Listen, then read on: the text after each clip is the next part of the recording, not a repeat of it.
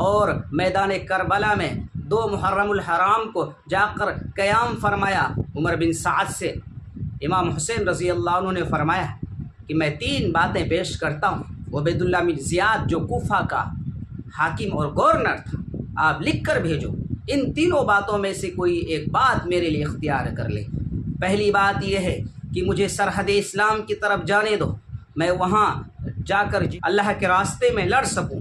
دوسری بات یہ کہ مجھے جہاں سے آیا ہوں وہاں جانے دو۔ تیسری بات مجھے براہ راست یزید کے پاس جانے دو۔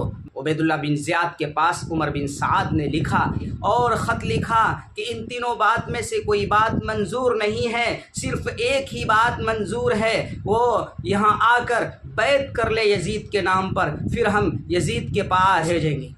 1 ہفتہ تک آپس میں بات چیت ہوتی رہی۔ آپ اور آپ کے اصحاب پر ان لوگوں نے پانی بند کیا، اور 10 محرم الحرام کو فجر کے بعد امام حسین رضی اللہ عنہ نے صفوف لشکر کو آراستہ کیا، تیار کیا۔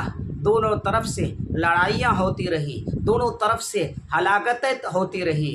امام حسین رضی اللہ عنہ کے تقریباً 72 اصحاب شہید ہوئے ہیں میدان کربلا میں۔ حضرت امام حسین کے بڑے لڑکے علی اکبر جام شہادت نوش فرماتے ہیں۔ آپ کے چھوٹے بیٹے علی اصغر اس میدان کربلا میں جو دودھ پیتا بچہ تھا، شیر خوار بچہ تھا، حضرت امام حسین رضی اللہ عنہ دشمنوں کے سامنے اسے لاتے ہیں۔ اس بچے کا کیا قصور ہے؟ حضرت امام حسین رضی اللہ عنہ تنہا ہے، دشمنوں سے لڑ رہے ہیں، ایسے بہادری سے لڑ رہے ہیں کہ ان کی یہ لڑائی دیکھنے والا ان کے اصحاب میں سے کوئی نہیں تھا۔